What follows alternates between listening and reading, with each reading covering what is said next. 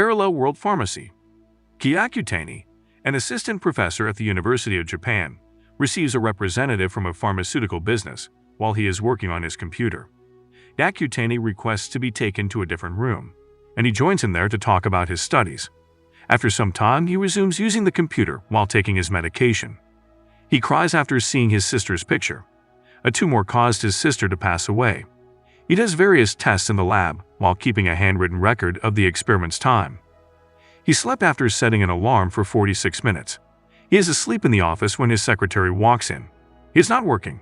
When Kyakutani opens his eyes, he sees himself as Master Falma, a 10-year-old boy. He has a maid named Charlotte, who is a lovely young lady. She asks him to address her as Lot.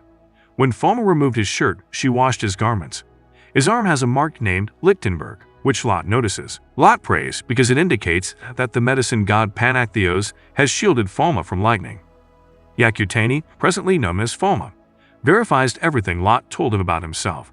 She informs him that he is a member of the Saint Fleuve Empire-based de Medicis dynasty. His father, Master Bruno de Medicis, is the president of an imperial pharmaceutical school and an archduke. Falma's father has high expectations for both of his sons, not only as pharmacists but also as divine artists.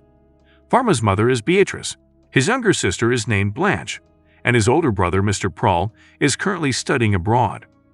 Lot warns Falma that if he can't master divine arts, he will be expelled from the family because Falma is ignorant of them. While the mark on his arm sparkles and water bursts from his palms, Falma considers the water formula. His hands were extended out the window. Little serves as a reminder of how familiar he has always been with pharmacies. At the dinner table, his parents and sister teach him the rules of decorum. He accurately responds to inquiries about pharmacy from his father. Eleanor Bonnefoy, his father's pupil, instructs him in the heavenly arts and takes him outside to put them into practice. Water launches were also fired. Ellen urges him to never use the divine power meter in front of anyone and to only use a small amount of divine power at a time. Ellen tells Falma to use her fingers to make little circles after her glasses crack. He understands that by drawing little circles in his eyes, he can see any harm.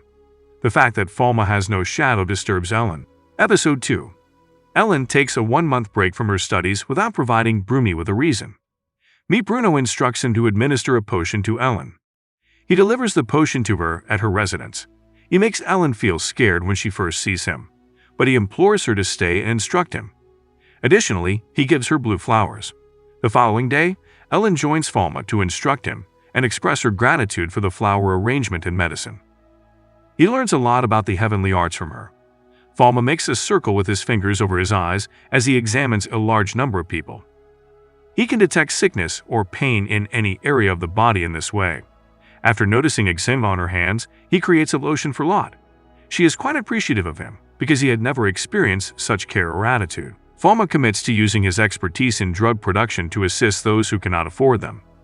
He understands that the death rate is rising daily and that low-class people lack access to healthcare owing to societal prejudice. When Falma learns that his sister has chickenpox, his parents warn him not to approach her. He thinks about the chickenpox medication. He makes an effort to create the medication using his supernatural abilities. He sneaks into her room to administer her medication. Falma is informed by Blanche that he has changed. He advises him to maintain secrecy. She quickly makes a full recovery, shocking Bruno as well. Episode 3. When Falma's father calls to tell him about the trip to the Queen, who is afflicted with a terrible illness, he is contemplating himself. To treat the Queen, they travel to the palace. Her situation is critical. Through the use of his heavenly abilities, Falma checks her and discovers that she has pulmonary tuberculosis and lung cancer. The young son of the Queen arrives and starts to cry when he sees his mother. Falma approaches the Queen and asks her to heal her. Bruno tries to stop him from doing foolish things, but the Queen is adamant.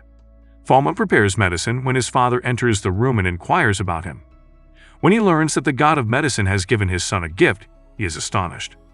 Falma gives the Queen the medication and educates everyone about bacteria. Bruno laments not knowing his son on the walk back to his house. Falma asks his father to keep guiding him, even though he has powers from heaven, because he still needs it. Episode 4. The White Plague and new medications are being discussed by Falma and Bruno 3 months after the Queen's checkup. Falma asserts that useful information needs to be disseminated everywhere. Falma receives authorization to visit the Queen for medical attention. A young child asks Falma what prize the Queen should give him. He declares that he wants to open a drugstore free from prejudice. In addition, he spends a lot of time encouraging the Queen. She finds his comments impressive. Every person, according to Falma, will eventually die, but one can live better in the hereafter. The Queen fully recovers after a few months, and she gives Falma the title of First Court Pharmacist. She also permits him to start a drugstore. Falco is educating the staff about the pharmacy's layout. They quickly built the pharmacy. Falmo is now considering the pharmacy's name. A baron is the guildmaster for the empire. Falmo is mocked by him for being a tiny pharmacist. Lot is delighted to learn that Falma and Ellen have decided to give her the position of accountant. When Falmo visits the palace of the Queen, he learns that Sir Cedric would be leaving his position as the mansion's manager. Sir Cedric suffers from knee pain. Falmo offers to help him. He wants him to provide him with the pharmacy's finance charge as well. Falmo receives a sizable gift from me, Bruno. Episode 5. When Lot enters, Falmo and Ellen are debating the drugstore when he tells them that he has surveyed to collect input from the pharmacy. Many people have grievances against pharmacists. A senior citizen visits the pharmacist to purchase a sailor's candy. Falmo treats him with respect. Falmo recognizes me even if Bruno and I are disguised when we enter the pharmacy. When Bruno visits the pharmacy, Falmo takes him to various floors. Additionally, he informs Bruno that customers do not visit the drugstore. Bruno rejects his mother's idea that he produce pharmaceutics in response to their demand. Falma is afterwards invited by a man to visit a young woman to see how she is doing. Falma goes over to look at her body. He just notices minor scars from bloodletting on her body. She claims that she wants to have white skin to win over her beloved. Falma urges her not to use any skin whitening cosmetics. He produces a foundation for lightening skin. His cosmetic items smash all previous records for popularity. Every lady needs makeup. Falma is given the option to create a subsidiary. They are currently being praised everywhere. Episode 6. Bruno is given control of the noble baron area of Marceau. He has trade discussions with his staff. Along with Lot and his sister, Falma, they visit the beach. Both of them want to enter the water, but Falma disapproves. Ellen visits the location as well and tempts Falma. He recalls the memories of his old life, when his sister passed away from illness while he watches his sister play. He hurried to save Blanche from the sea, and she started to drown as he was lost in meditation. He fears that he may once more lose his sister. But by utilizing the power of heavenly art, he can save his sister. Several individuals are chit-chatting about Falma and his sea-born display of might. They are instructed by their captain to locate Falma as quickly as possible. A sizable crowd is gathered in front of the pharmacy. Two men are seeking Falma, who are dressed in white. They have a sinister appearance and resemble temple priests. The pharmacy was struck by some trolleys the following morning. Cedric assists Falma in cleaning the pharmacy. To assist Falma, Jean, an elderly guy, arrives with a group of lads. A young woman rushes the pharmacist and pleads for assistance. She claims that her dad passed out. She takes Falma with her, and when they go to a remote location, some inquisitors show up. They plan to murder Falma. Episode 7. Falma is attacked by the inquisitors using a variety of materials, but he manages to save himself. He constructs a wall of defense around himself. He is reminded of Ellen's advice regarding inquisitors. They bow down to Falma and ask for forgiveness after realizing that he is the god of medicine. Falma saves their boss from suicide when he tries to commit it. One of the men's legs is operated on and treated by Falma. They bestow upon them an enormous fortune. He receives a presentation of a holy stick from a brand new temple priest. The priest asserts that Falma is not a local human after witnessing Falma's abilities. He provides Falma with a talisman that can negate divine forces. After retaining the talisman, he regains his shadow. Instead of joining the pharmaceutical guild, he decides to create his own guild. Episode 8. The members of the pharmacy guild are discussing their dispensaries. They assert that they will destroy Falma's dispensary as a result of the pharmacy's declining sales. A man asks Falma to heal the girl while carrying her on his back. Falma examines her thoroughly and heals her. He scans her physique with his eyes. He explains to the man that the girl has influenza. The man tells his wife about Falma and the dispensary after returning home and being amazed by Falma's behavior. They demolish his store after he praises Falma in front of them. He is also from the opposing guild. Then he opened a drugstore once more with Falma's assistance. His store is called Dawn of Pharmacy. Episode 9. In a terrifying dream, Bruno sees some people killing him. He is afraid when he awakens. He and Falma are then having a conversation when his son Parnell's letter arrives. He reports that an infectious illness outbreak has occurred in his nation. When Falma hears this, he begins to think about it. The de Medicis family's eldest son, Paul, informs Bruno that the colonial island of Nader, which is located in a region near the imperial capital, has been stricken by a peculiar illness, and that, as a result of the outbreak, all of the island's residents have died. As he frets over the upcoming San Flu fair, which will shortly take place in the imperial capital, Falma comes to mind.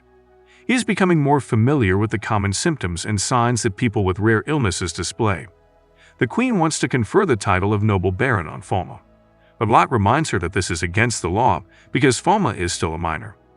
Ellen and Bruno Falman discuss the epidemic and the Black Death. Falma claims to have already made the antidote. To locate the cure, he travels to an afflicted nation. Episode 10. When Falman and Ellen arrive in Marseille, they separate the foreign ships. Additionally, they check out the crew and cargo and provide them with medications. The people on board assault them as they return. Jean arrives in the interim and stops them. A man announces that a village has experienced a significant number of fatalities owing to fever. After assigning Ellen all of her obligations, Falma travels to that village. Illegal ships are prepared to depart when he arrives in the village. He begs them to remain, but they become enraged. Falma uses ice to encase the village. As they approach the ship, dead bodies are seen all over it, and Jane notices another's. In a pharmacy school, two men are conversing with a medical assistant sign. To save people from disease, they destroy the boat. Episode 11. Two men are talking when a woman approaches and offers to help. They decline and leave. The elderly lady is Professor Karps. Falma sees the location where the majority of the diseased individuals are kept in the contaminated village. Using his abilities, he examines them and administers care. Falma is highly praised by other doctors. Professor Karps is summoned by the Lord Principal, who requests her research. He asks her to conduct some microbial species investigations. He also strengthens her discoveries. After looking through the sample, Ellen instructs them to call Falma. The enemy is attacking them in the meantime. They spotted several enormous squirrels as well. They are primarily responsible for the spread of the Black Death. Episode 12. The alarm goes off while the queen is in her palace. A man arrives, bearing word of the coming of the Holy Knight. Bruno tells the queen a story about a former genius pharmacist. He had various gruesome encounters, was caught by inquisitors, and had his divine art stolen. He tested poison on a large number of people. This man's name was Camus de Seto, and Mr. O considered him a classmate and friend. While Falma is approaching, Holy Knights attack the city. After a brutal battle, army forces capture the Holy Knights. Falma notices a shadow on the pharmacy roof that is dark. The shadow attempts to murder Lot and a man. Bruno battles the darkness, and Falma is successful in curing Lot. He uses his heavenly abilities to eliminate the darkness as well. They'd all live happily and work in a pharmacy until the end, when Lot gives hugs to Falma every day and they receive a large number of patrons.